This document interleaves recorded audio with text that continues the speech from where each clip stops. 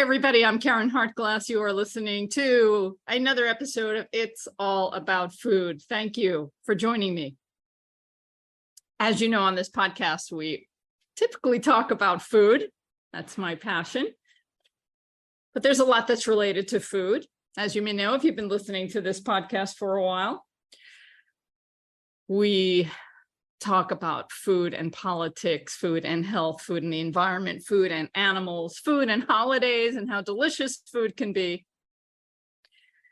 And there's a lot related to food, which is why I came up with this title a long time ago. It's all about food. Today, we're going to be talking about glyphosate. And we've talked about glyphosate before, but I have someone with me that is going to give you a lot more insight into the background of glyphosate and the biggest company that's involved with glyphosate, which is Monsanto, and also the company that acquired Monsanto, Bayer or Bayer, depending on where you are. The thing about glyphosate is that we consume it, not intentionally, but because it's used as an herbicide in farming and in people's gardens, glyphosate residue gets into our food and can wreak a lot of havoc and can affect people's lives in a very negative way. And that's what we're going to be talking about today. I have with me Chadi Nabhan, MD, MBA. Dr. Nabhan is a board-certified hematologist and a medical oncologist who practiced oncology and treated lymphoma patients for years. He has over 300 peer-reviewed papers, abstracts, and book chapters. He has worked in diverse healthcare settings and is the creator and host of the Healthcare Unfiltered podcast. We're going to be talking about his new book, Toxic Exposure, the true story behind the Monsanto trials and the search for justice. And I'm hearing this dramatic background music behind me, although I'm not using any music in this podcast, but maybe I should add it. Anyway, welcome. May I call you Chadi? Absolutely. Okay, absolutely. welcome. And thank you, Karen, for having food. me on the show. I really appreciate it. Thank you. Yeah, well, you know, people come through with different books and suggestions for the podcast, and I thought I definitely want to speak to you. This is a passionate subject of mine for so many reasons. I know that when you were an expert witness in a number of trials, which you go into great detail in this book, the plaintiff and the defense would ask you who you are and what your experience is. And I'm not going to be antagonistic. I'm going to be very friendly here. But could you give me a brief description as you would when you were in the trials? Yeah, you know, in the trials, what I've learned is obviously the plaintiff, which is the side I was with, would blow up who I am, and the defense, which is Monsanto, try to downgrade who I am. It's just the way it is, right? Because you want to appeal to the jury.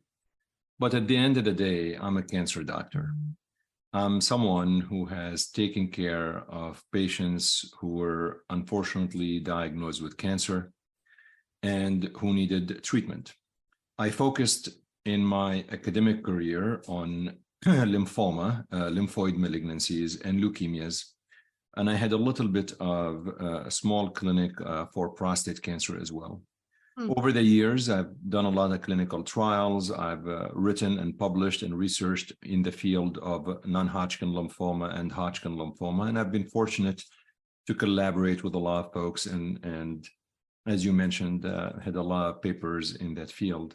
And then subsequently, I decided to get a master's in business administration because I really wanted focus on healthcare. I wanted to understand better the healthcare ecosystem. Similar to what you mentioned, Karen, that your podcast is focused on food, but there's a lot that is intertwined with food. It's not just what you eat, it's until it gets to the table. There's a lot of issues that occur.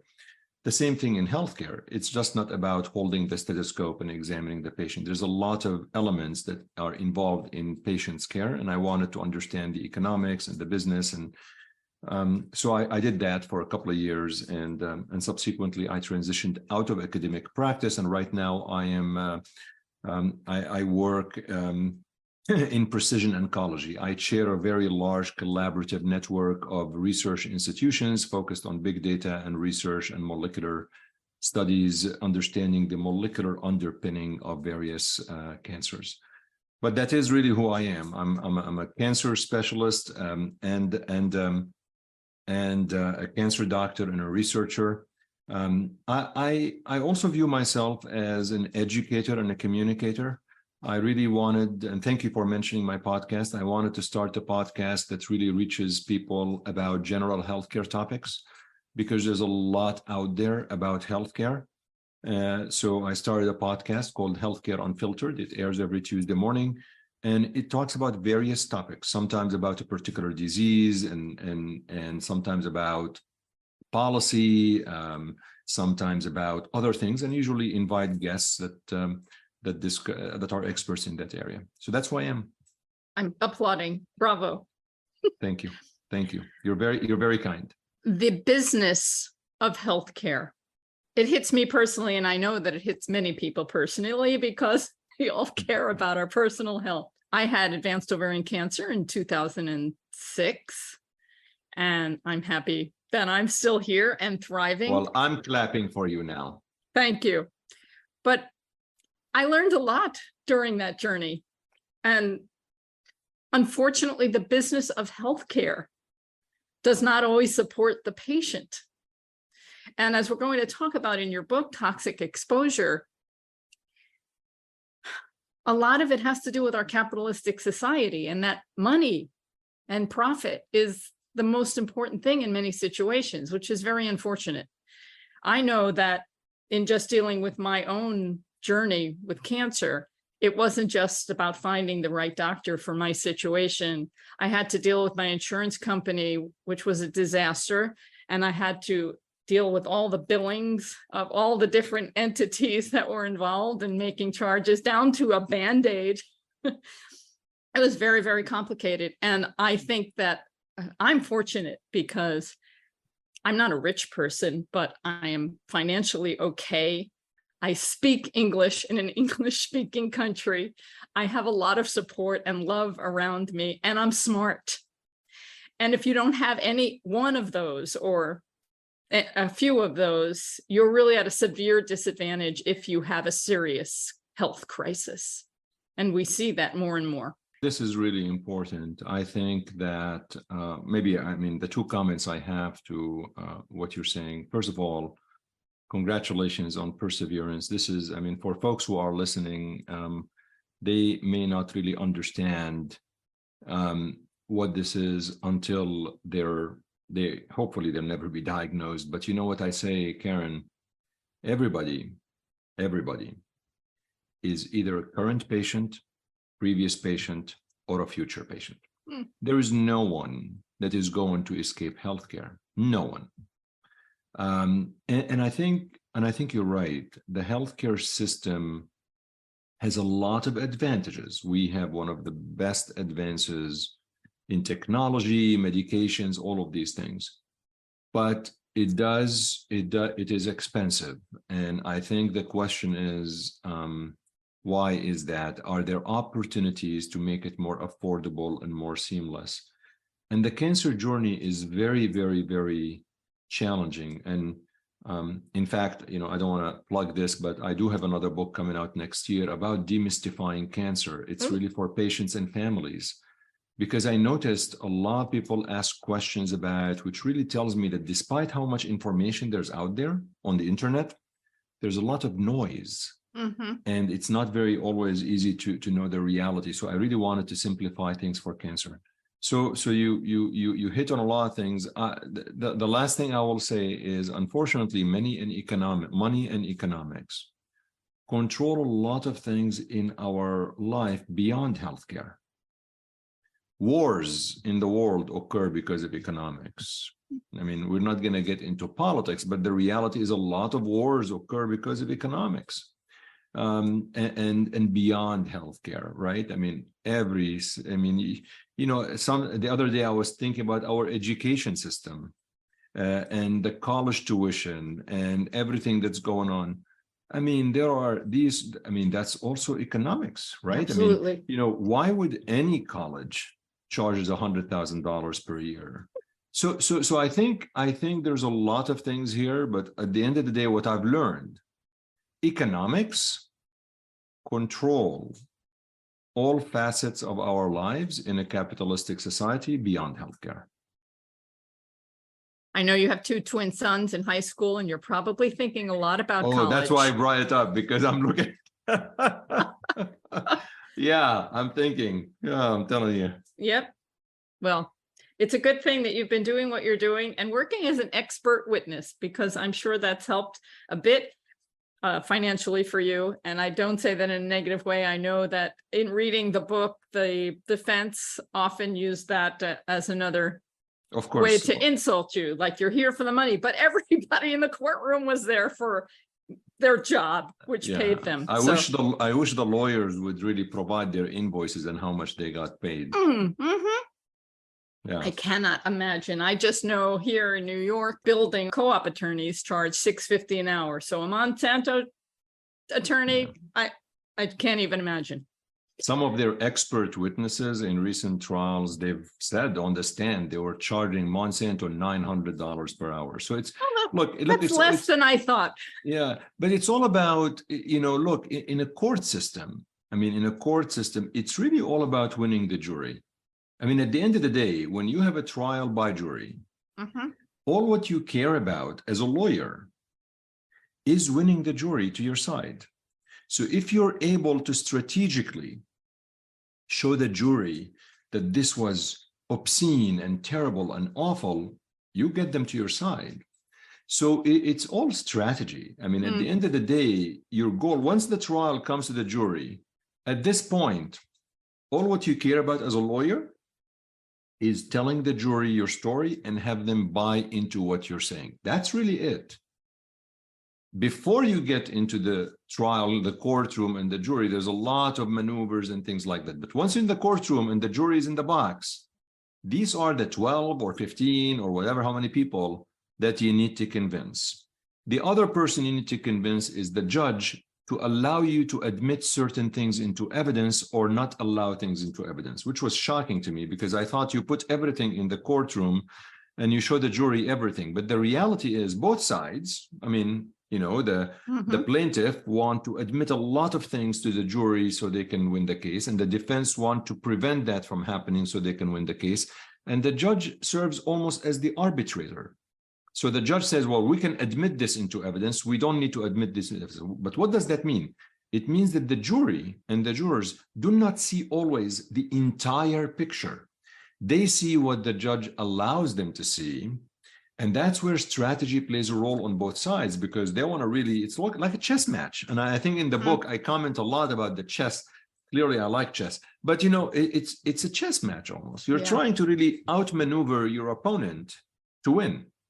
And the judge, although the judge may know a lot about law, the judge doesn't know a lot about a lot of subjects. And how can a judge possibly understand everything that's being presented to know if it really should be admissible or not?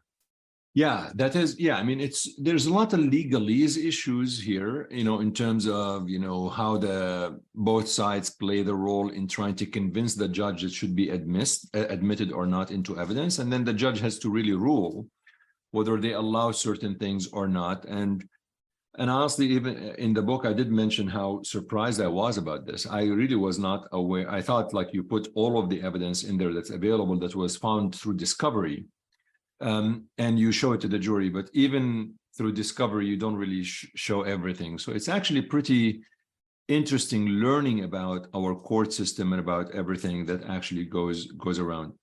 You know, you hope that the judges are impartial. That's your hope.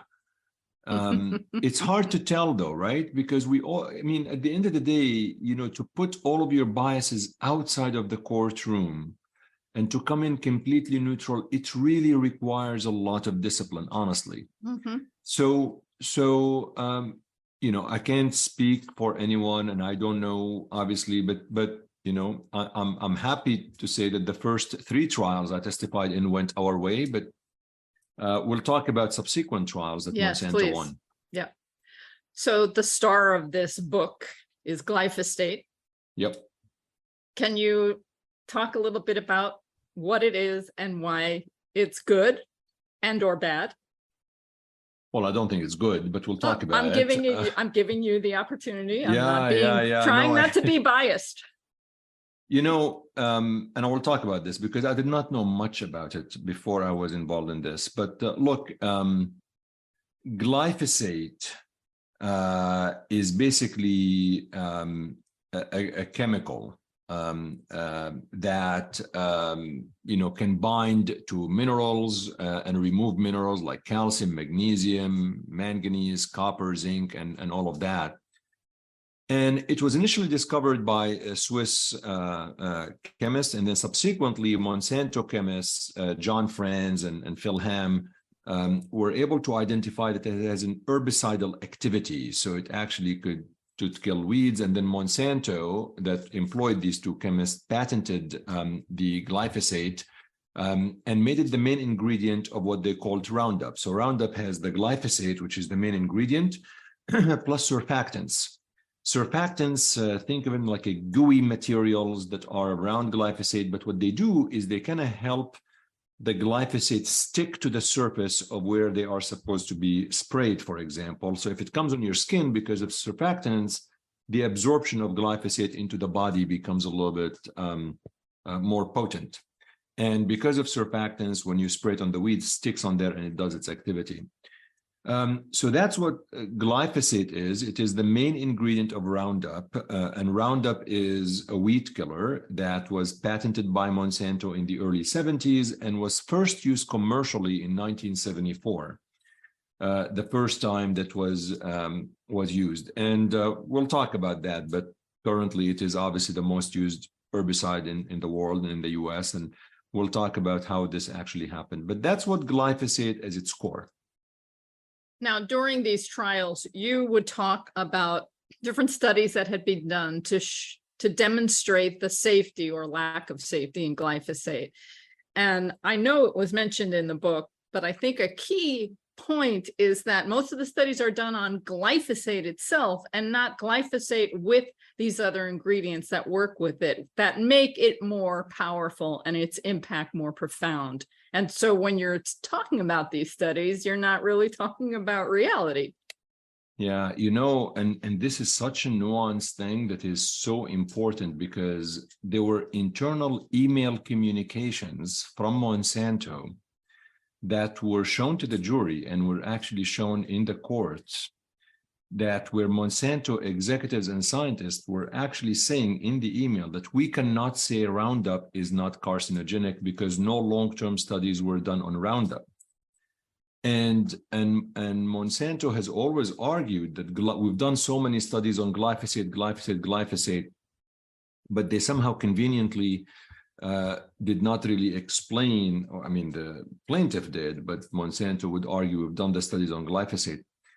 But the reality is Roundup is not just glyphosate. It is the main ingredient, but there's more with glyphosate, such as surfactants. And even Monsanto's own admission in court that we did not do long-term carcinogenicity studies on Roundup. But a lot of the studies that were presented in court were on glyphosate, and I think we use those synonymous, glyphosate and Roundup, because glyphosate is the main ingredient. The two things I would say to this is there were folks in the folks on the plaintiff side that were testifying for what we call general causation. So general causation means, are you able to show the jury that glyphosate and Roundup generally could cause cancer? That's really what you need to show. And then I would come in and testify in what we call specific causation. Specific causation means now that we understood that this particular compound is hazardous, can you show me that it caused cancer in this particular individual that is suing Monsanto? It's like almost, smoking, right? Can you prove that smoking causes cancer in general? Okay. And then second thing is you have a particular patient who has cancer. Can you prove me that in this particular patient, the cancer was because of tobacco? And that's very hard to do. Not easy. I would say not easy, but I think that,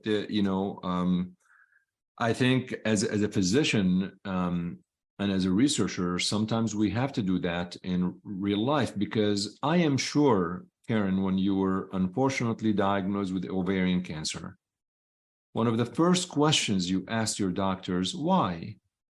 But that's normal. That means we're human beings. We have to ask the question of why. And sometimes your doctor says, I don't know. Sometimes they say, maybe there's a gene in the family. Sometimes they say, maybe there's an environment. I mean, there's a lot of things, right? But sometimes they say they don't know.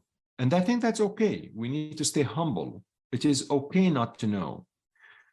But, in these cases that I testified in, I was convinced that the non-Hodgkin lymphoma that occurred in these patients were mainly because of glyphosate and Roundup. And that's what I testified to. So in my own experience, I didn't ask why. I wanted to know why, but I knew that they wouldn't know exactly. And in my own experience and research and study, I realized that it's not just one thing in most cases that causes cancer. It's a combination of many different things. And then I started to put together the pieces for my own experience. But yeah, we do want to know why. And we live in a toxic environment. We do. And that's a big piece of it. I worked as a chemical engineer, and I also used a lot of tampons as a teenager. And I think those were two big issues in my case. And, maybe a little bit of this and a little bit of that. Yeah. I mean, Anyway. and sometimes we don't know. Look, I mean, I think we have to recognize that a lot of things we don't know, and we might know in the future. It's okay. There's also an emotional component that Right. you cannot target. Right. But, I mean, I think there are many things we know today we did not know 10 years ago. Sure. And I hope in 10 years we know more than what we know today. That's what's called science, progress, knowledge, and advancement. And I think it's okay not to know, but I still think it's important to ask the questions as to why, because it's hopefully can lead us to know more in the future.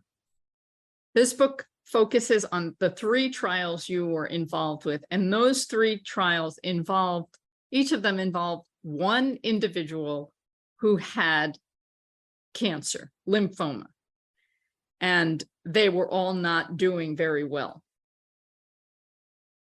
And they were suing Monsanto because they believed in their particular instance that the glyphosate and the Roundup were the cause of their disease. And it's easy, I want to put air quotes around easy, for everyone else involved in the trial to forget that it's about a human life. That's something that I don't quite understand about the legal system. I know that lawyers are supposed to represent their clients, but at some point they might hear enough evidence from the other side. It's like, I'm on the wrong side.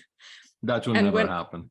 Well, I know that, but I just don't understand that. You're talking about a human life, and this person was scarred and damaged and dying because of an activity. And it's just hard to understand. I hear you. And the doctors that are expert witnesses on the other side, you described some of them and how you had great respect for them and for their work. And then what happens? I mean, you disagree with them despite, look, I mean, I think that we must respectfully disagree with other people sometimes. And it's not uncommon in medicine and in cancer care that people might get 2 different opinions from 2 different doctors for various reasons. I think that from a lawyer perspective, it's pretty interesting what you mentioned, actually, because I do think there are, I'm not a lawyer, but, in order for you to represent somebody, you have to be convinced of their innocence somehow, I think, or you must be getting paid so much money that it doesn't really matter. Mhm. I mean, and obviously this was, this was a civil litigation, was not like a criminal court. Like it was not, my point is, it was like about like a murder or anything like that. But let's say you're representing somebody who killed someone. Well, it's either you're convinced that he did not kill that person, or you know that they killed them, but you still have to defend them as much as possible. So it's like in law, you must believe in your client in order for you to represent them, in my opinion. But what you questioned is more interesting. Well, let's say you see evidence with time that makes you believe that your client may be not what they told you they are. I don't know what would happen then. I mean, I think that's a legal question, whether you say I cannot represent you or something like that, or that's an interesting question that you ask. And I don't have the answer to that, but I think it's a good question to ask a lawyer. Yes, and I do know quite a few of them. We should ask them. Because it's really interesting, right? Like you're representing somebody and then you find something like, that's not what I thought I was signing up for. Maybe I should go see a different lawyer. Like, I don't know what they would do, honestly. Like, I don't know what the code of ethics in the legal system in situations like that. Well, occasionally we see in big political trials, some of the lawyers, there's usually a giant team of lawyers, and some of them leave the case. Switch sides. And then they go write a book. Right, exactly. I'm convinced everybody is in politics so they could write a book. Have you seen anyone who's been in the political system, whether they are on each side, right or left, has not written a book? Like, it's crazy. Yep. And they tell all. And they tell all. That's so funny. It's sad. Well, you were saying that these weren't murder trials, but indirectly they were. Yeah, I mean, look, it's, I mean, these are legal, the way the legal system classifies trials and things like that. I mean, obviously, in the first 3 trials that I testified in, which were really very important because they were the first 3 trials ever against Monsanto and Roundup, and really led to the settlements, the big settlement that we'll talk about. But, these 3 trials, Monsanto was found liable, and the jury ruled in punitive damages in these 3 trials. You and many other people in the trial rely on scientific studies that have been done, many of them on animals like rats and mice, and which I take personal issue with, but that's the current situation that we have. The question is the integrity of the data. And you, in your book, go into the history of how glyphosate was approved and how the integrity of some of the tests were not good, and some people actually were convicted of fraudulent activity related to the approval of tests on studies on glyphosate. And I wonder, when that happens, can you invalidate them? Because glyphosate is still approved. You're absolutely correct. And really, you read the book. The book is not written for medical professionals or legal professionals. The book is written for everybody. And I wanted people to really understand what happened, because I wanted to write the story of what actually happened. And you bring up a very good point, which is, for listeners, in 1974, when Monsanto brought Roundup to the commercial market, the EPA at that time, the Environmental Protection Agency, was a young agency, was not really very, like thousands and thousands of people. It was just a young agency, did not have a lot of resources. But as part of registering glyphosate, the company must submit studies, toxicology studies. And Monsanto utilized an outside lab called IBT labs. Not just Monsanto, other companies utilize the same lab. And what's interesting is that this lab, to what you commented on, was subsequently found to be fraudulent. They were actually fudging data. So, and the founders of the lab were convicted, and your listeners could just Google all of this. All of the information in the book, by the way, are publicly available. Like there's nothing, everything is searchable, which is fun, I think, because people might read something and then go to the internet and just try to find it to verify. So what happened at the time is the EPA started demanding from Monsanto additional studies because of the studies that were, they said the original classification from the EPA about glyphosate was possibly carcinogenic. And there's an actual document I put in the book that shows how the EPA in the early 80s said that. And they were asking from Monsanto some studies. And then with time, the EPA changed their position completely in the late 80s, saying it's completely safe without additional studies, and they dropped their request of the studies that they were asking Monsanto for. Now, what happened, nobody knows, but basically they stopped asking for the studies and the classification changed, and here we are right now.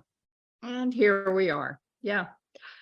It's hard to understand, it's hard to believe, but on the other hand, it isn't. I worked for 20 years in the semiconductor industry, and I saw managers in the production area fudge data from time to time, nothing life-threatening, but just, it was the end of the quarter and the stockholders were going to want to see sales and the product needed to go out. We call this creative accounting, right? And you just magnify that, when the stakes are higher, yeah. The fudging's going to get bigger. Yeah, absolutely. Absolutely. Yeah. But I have to say one thing I want to say, because we talked about the conduct. There's one thing I'm just gonna, just in the book, just to give you an example of one question, for example, in the last trial, just like all of these questions happened. So this is a question that the jury had to answer, right? And it was question 16, and I write this on page 271. It says, did Monsanto engage in conduct with malice, oppression, or fraud committed by one or more officers, directors, or managing agents of Monsanto acting on behalf of Monsanto? And the jury said, yes. Yes. And then the following question was, what amount of punitive damages, if any, do you award to Alberta Piliad, which was the wife of the elderly couple in the third trial? And the answer was $1 billion. So I think the punitive damages usually are awarded if the jury is convinced of malice, of poor conduct. And in these three trials, the jury was convinced of malice and poor conduct by the company based on the evidence that they saw. And I have two comments to that. 3, 4, 5, 6. First of all, that was a fabulous ending. But in the end, Monsanto wasn't fined $1 billion. The damages were reduced. So that was a bit disappointing. Right. And I'm not quite sure why that happened. And then the other thing is, I remember reading about these trials, but not in the detail that your book went into. And that passage that you just read should have been front page headline, and it wasn't. That should have really been brought out, that malice was done, that fraudulent activity occurred. And I didn't see that. Yeah, I mean, it depends. I think some of them may have, commented like in the headlines, like the jury awarded $2 billion or things like that. And you have to read, obviously, the article to see what that means. But there's a lot that has happened during those 2 years of the trials. I mean, this was really big at the time. The first one was 2018, and the second two were 2019, and then COVID hit and things slowed down a lot.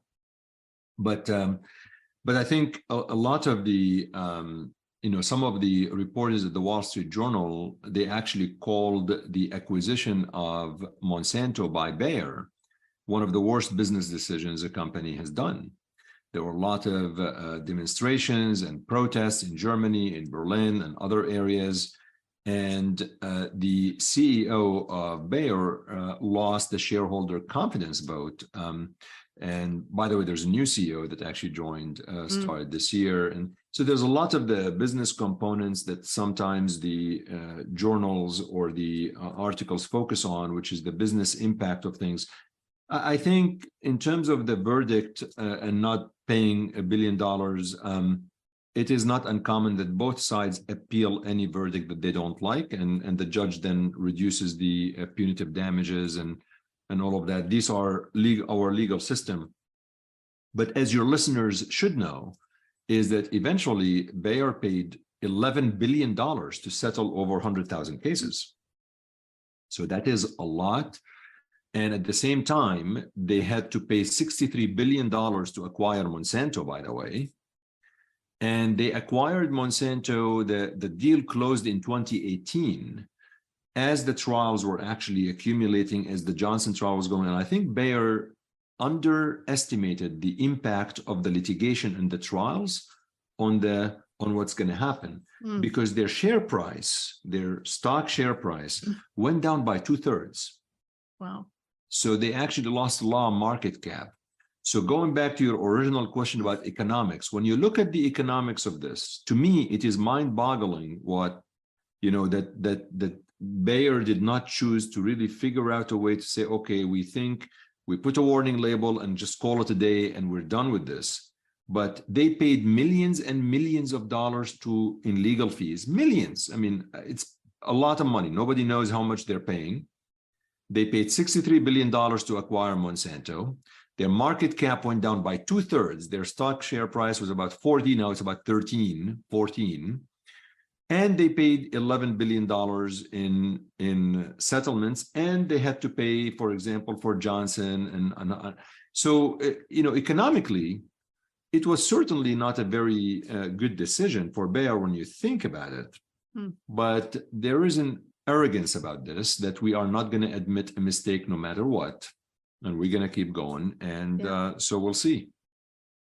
So you mentioned $11 billion were paid out by Bayer, and I'm wondering. I think, yeah, that's what. Okay. That's what they announced. Like, I don't know if it's actually got paid and how much each person got paid.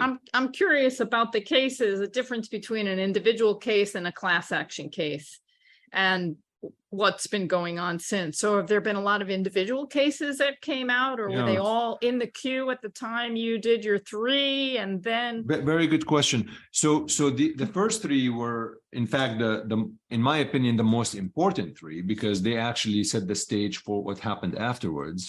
And I've been fortunate to help to be part of the team that won these 3 cases. But after that, Monsanto and Bayer became more strategic. So as you know, Karen, winning the cases, like we said, depends on the case itself, depends who are the lawyers you are facing, and then depends on where the trial is, the juries, the jurisdiction. Is it more friendly to defense? Is it more friendly to plaintiff? There's a lot that actually plays a role in this. So Monsanto has won several individual trials after that. And the reason they have won that is because some of these cases were very weak. They were not cases that I would have testified in, for example. I testified in one of them later on. We'll go into it if you want to. But they were very weak. Some of them were in jurisdiction that is well known to be more favored to Monsanto, such as St. Louis. That's where the headquarters of Monsanto were, where they employed thousands and thousands of people. Right. So what listeners need to know is, winning a case or losing a case, there are lots of factors about this. In my opinion, does not absolve Monsanto from the responsibility. If they were completely innocent, they would not pay $11 billion plus. If they were completely innocent, they would not. If they were completely innocent, they would not issue a press release at the end of 2022 and they say, we would like to get rid of Roundup from the shelves for residential use. So they had promised that in 2023, they will actually take out Roundup from the shelves where people can't buy it for residential use. So you have to be a farmer or licensed pesticide applicator to buy it. It's still on the shelves, unfortunately. I could find it on Home Depot and everywhere, but that's what they said. And in their press release about that, they actually said, the reason we want to do that is to minimize litigation. and I'll try to find that for you in terms of the press release, because I think it's interesting what they actually said. So they said they're going to remove Roundup in the stores for residential use, and they haven't. And the reason is because they don't want these cases because it costs money. And the big giant agribusiness companies that use it aren't going to sue because they don't care, because it's not the big corporate executives that are being harmed, it's the workers, and you're going to have to get the individual workers that are being harmed, and very often they're either undocumented workers or people with not a lot of means to bring a case forward. So I mean, if your choice. listeners go to Bayer.com and they go to under like media and news, there was a press release on July 29, 2021. And it says, you know, Bayer today provide an update on its 5-point plan to address future Roundup, blah, blah. And they say a decision to withdraw from the national class process. And then they said they would like to actually remove the thing from 2023. And they say we would, you know, they talk about, here it is. It says, agriculture giant Bayer announced it would phase out the sale of glyphosate-based products, including the popular herbicide Roundup for residential use, starting in 2023. Oh, okay. And they said that the decision is intended to reduce future lawsuits related to the safety of the herbicide glyphosate. So the decision had nothing to do with the safety of people. It's really to reduce the lawsuits. Exactly. I heard that. Yep. Yeah, but and that's really on their website. Yeah. Wow. Okay, so what about class action suits? Have there been any of those related to Roundup that have been won? Yeah, so basically, you know, after because you mentioned in the book, you see different appeals for different lawyers saying if you have cancer because of Roundup, you know. You're going to see that, you know, honestly, I think it's going to be, here's the thing, what happens. So after the second trial with Hardiman against Monsanto, this was a federal trial, was tried in front of Judge Chabria, who was the federal judge that was overseeing all of the cases. But basically, when Monsanto lost that trial, the judge ordered mediation between both parties, that they should start talking to each other and they should start having a conversation with each other and see where that goes. So that led to the settlements that we talked about. But remember, some patients opt out of settlements. They say, I don't want to settle. I'm going to go sue by myself. I'm going to find a law firm to sue by myself. Some situations, Monsanto doesn't want to settle with this case if they see the case as a bad case or like an easy case to win for them in a good jurisdiction, and the case is very weak, and the lawyer for that law firm is not experienced or something of that nature. I mean, there's a lot of this. So I would say, you know, probably they settled over 90% of the cases, but there's always these scattered cases. It's kind of similar in my mind. It reminds me of asbestos. You know, we all know asbestos and the relation to mesothelioma, right? Yeah. But you still see ads about asbestos. You'll be driving on the highway and you see a billboard about this, because there's always some patients out there that they may have opted out and things of that nature. So I think some of these individual scattered cases will continue to occur. Both sides will be very strategic into which ones. I think Bayer wants to avoid being in a legal case that they might lose again, because it will be very bad. So they will be very, very judicious in deciding which case to take to court. They're not stupid. They're lawyered up very well with very expensive lawyers. So they are going to think through, okay, this case, what are our chances of winning? They probably will do a lot of studies, market research, the jury pool, the jurisdiction, the prior cases. Was it favorable to the defense? They look at the judge. Would the judge, I mean, a lot of these things happen behind closed doors before a case goes to the courtroom. I'm curious because with ovarian cancer, We have Johnson & Johnson, who Yeah. has been sued because of their talcum powder, which has now been shown to cause ovarian cancer. And I see a lot of these posts and I think, should I sign up on one of them? Because I had ovarian cancer, I used talcum powder. I think but it doesn't hurt for you to ask the question. There is no reason why you shouldn't ask the question. And I think the law firms that if it's a well-experienced and honest law firm will tell you, look, I mean, we understand your case, but we just don't think there's merit to it, or they say there's merit to it and we're willing to take it on. Right. But I see so many of them. How do I know they're honest and reputable? That's a whole nother research project. I think one of the law firms I worked with Roundup has worked with Talk as well. And okay. it's the Wagstaff law firm, and it's a consideration for you to call them. Oh, good. Okay. Very good. Toxic exposure, the true story behind the Monsanto trials and the search for justice. So we've heard of just a little taste of this book. And I'm wondering, has anyone asked you for movie rights? No, not yet. Not yet. Because I think it would make a great film. And I'm sure there are many actors that would love to play you. Well, not yet, I would say. Let's maybe someday. I think I have not been contacted in that regard. Okay, well, I think you will, or you should be, because it would make a great film. Although I recommend people get the book and read the book, I think more people would see a film. I agree. And it just to get the message on audio out. as well. It is available on audio. Oh, good. Are you reading it? I narrated it. Oh, good. Very good. Yeah, that's good.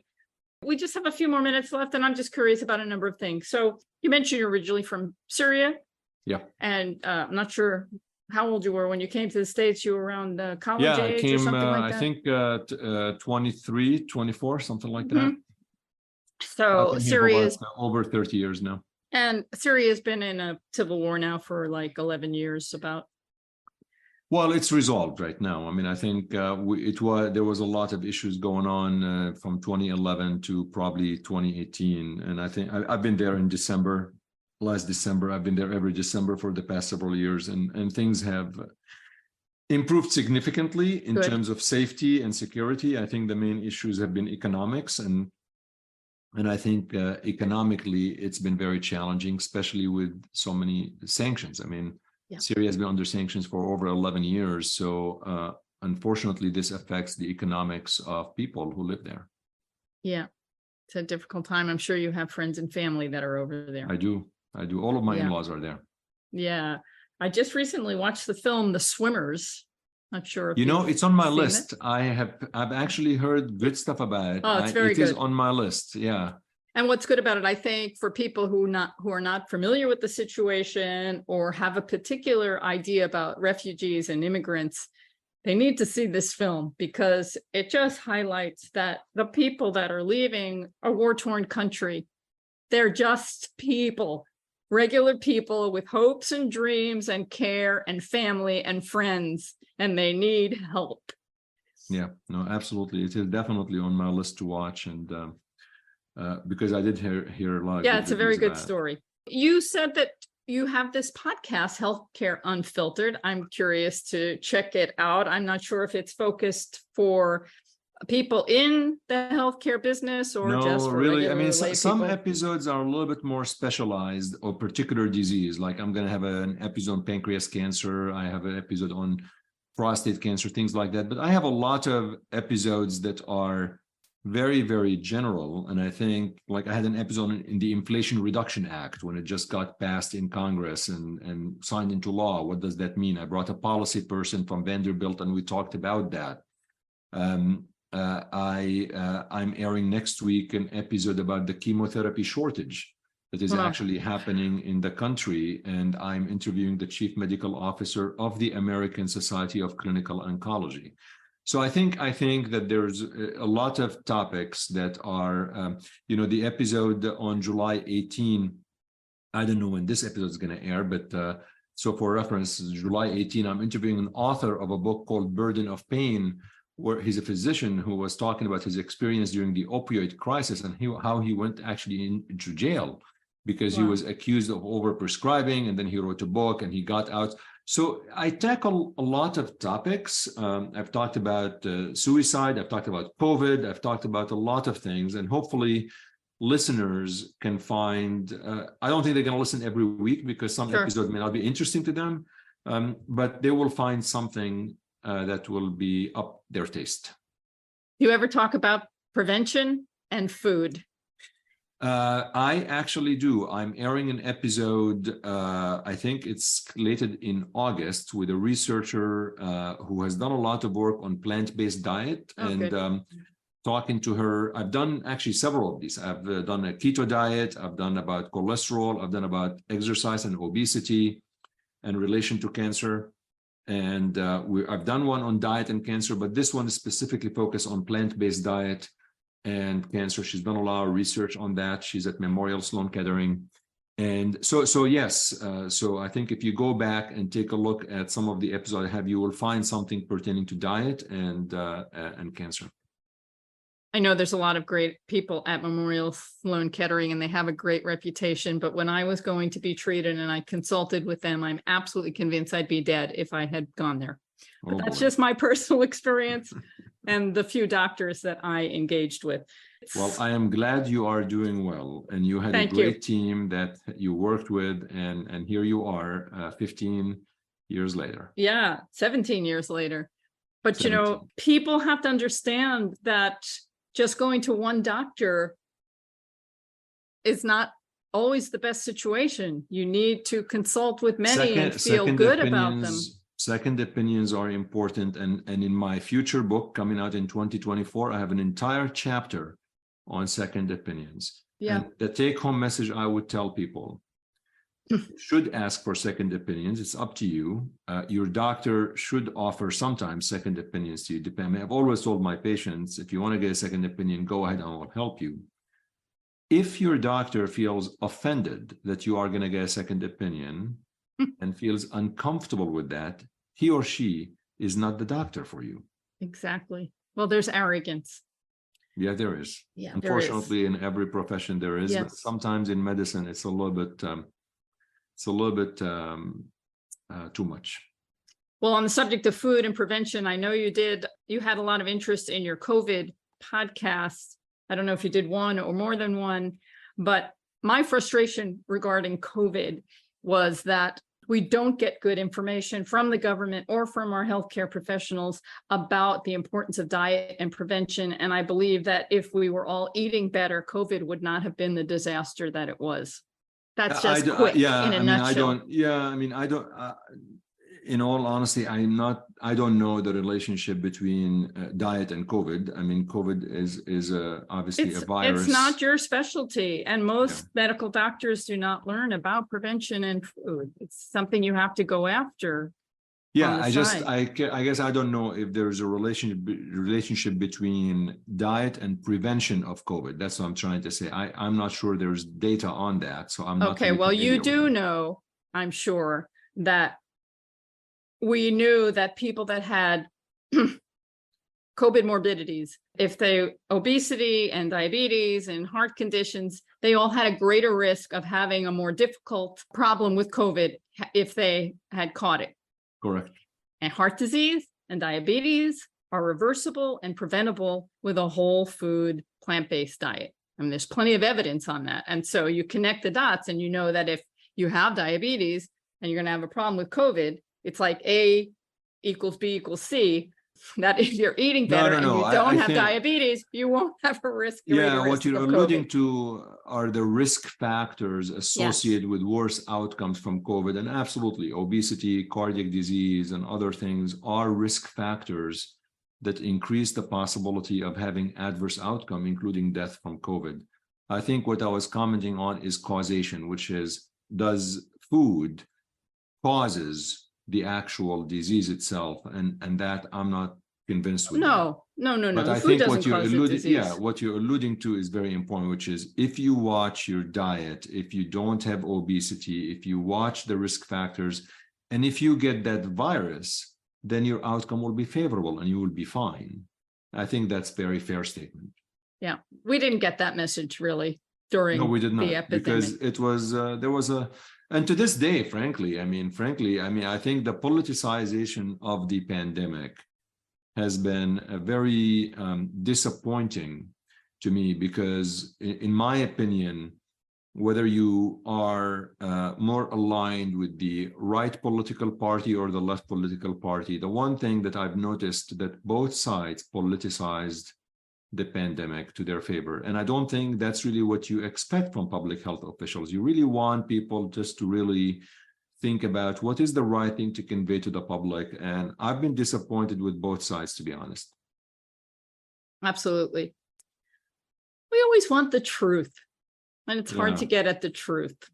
But we get it in your book, Toxic Exposure, the true story behind the Monsanto trials and the search for justice. Dr. Chadi Nabhan, thank you so much for joining me, and I look forward to your next book. Such a pleasure to be with you, and thanks for everything you're doing, and congrats on your continued success. Whew. All right, take care, be well, and good luck with your boys going to college. Thank you. I do need the luck. Yeah, right. Okay, thank you. Bye-bye. Dr. Chadi Nabhan, the author of Toxic Exposure, the true story behind the Monsanto trials and the search for justice. I enjoyed this book. There's a lot of good material in it, and I think you'll enjoy it too. So until the movie comes out, we don't know if and when that's going to happen, you should get the book. And in the meantime, while glyphosate is still legal to use in this country and abroad, and while there are glyphosate residues on our food, the best thing that we can do is to buy organic. So that's my recommendation. In addition to eating a whole food plant diet, do your best to make it organic, which is the next best thing to growing your own. That's another episode of It's All About Food. I'm your host, Karen Hartglass. You can find me at responsibleeatingandliving.com. Send me a message at info@realmeals.org if you have any comments or questions. That's it for now. Thanks so much for joining me. Everybody, have a delicious week.